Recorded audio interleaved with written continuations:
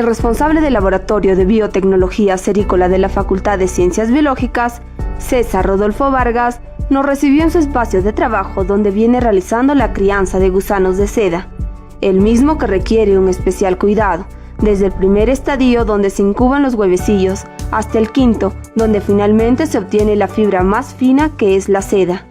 Sí, efectivamente, esta es una iniciativa que parte de casi 24 años de investigación, que es la sericultura, no es otra cosa que se refiere al cultivo de la morera, que es una especie de planta única y exclusiva para alimentar los gusanos de seda. Y estos gusanos de seda, como producto de su fisiología, fabrican o elaboran la fibra más fina del planeta Tierra, la fibra de seda natural. El biólogo Vargas nos explica también sobre el proceso de copulación para obtener los huevecillos y así seguir con este proceso cíclico que la universidad tiene programado transferir como una tecnología novedosa a poblaciones del Braen y otros donde se pueda trabajar en la producción de seda. El ciclo biológico parte con los huevos, ¿no? Los huevecillos. Aquí les voy a mostrar que en estos momentos están ya ovipositando, se dice. Están posturando, ¿no? Aquí específicamente podría usted observar la hembra adulta después de copular, y la copulación es esta de acá, y voy a mostrarlo por vez primera porque usualmente no se muestra esa parte del trabajo, ¿no? Del científico. Es la cópula. Después de que copule el macho y la hembra, ¿no? Se separa y se pone un dispositivo aparte para que la hembra sola pueda postular huevos por 2 días. Y estos huevos pasan por una fase de coloración, que significa el complemento de la fecundación.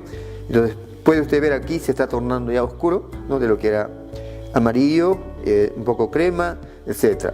Entonces tiene un proceso, el ciclo biológico. A partir de estos huevos se crían, ¿no? Los gusanos de seda. Se llevan a una incubadora y luego en esa incubadora, a una temperatura, una humedad determinada, nacen los bichitos pequeños.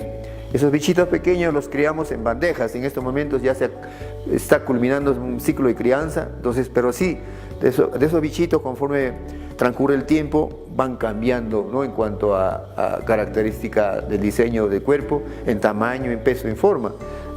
En 5 etapas larvales: la primera, la segunda, la tercera, la cuarta. Aquí todavía tenemos un remanente para mostrarles que son las larvas de quinto estadio.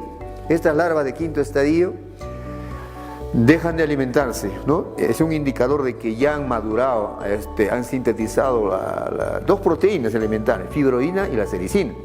Entonces ya tienen la necesidad fisiológica de liberar por la boquita esa seda. Entonces técnicamente se provee, ¿no? Estas rodalinas que hacen la vez de un bosque para que puedan subir, ¿no? Y allí liberar la seda y elaborar la seda bajo la forma de capullo. Aquí podemos mostrarles directamente, ¿no? Capullos.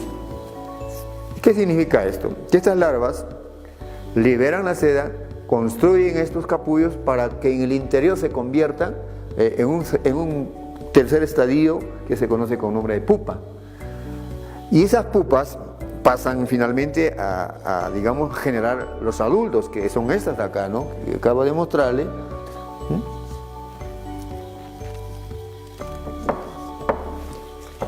Estos son los adultos, ¿no? Se convierten en mariposa.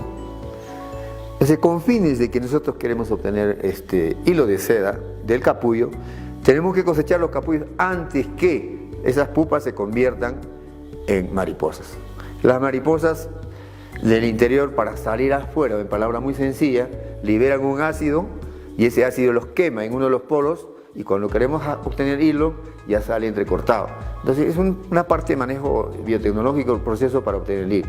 Pero si queremos producir más huevecillos para mantener nuestro banco de germoplasma del Bombix mori, entonces lo que hacemos es esto, ¿no? Dejar que completen su ciclo, seleccionamos buenas hembras, buenos machos, hacemos la cópula, dejamos que postulen los huevos, y los huevos tenemos que hacer un tratamiento especial físico-químico para reducir el estado diapausal. Entonces, queremos nosotros nuevamente hacer un ciclo de crianza, esos huevos tratados llevamos a incubación. Asimismo, visitamos el terreno donde se cultiva la mora, alimento principal de los gusanos de seda, y nos cuenta sobre la importancia de esta planta en el trabajo que viene realizando junto a estudiantes sancristobalinos. Un requisito para desarrollar sericultura en nuestro país que tiene condiciones climáticas favorables, ambientales favorables, y que se requiere extensiones de terreno para poder sembrarlas, ¿no? Hectáreas de terreno de morera. Si queremos producir a escala comercial de mercado, necesariamente tenemos que tener ¿no? el alimento del gusano seda.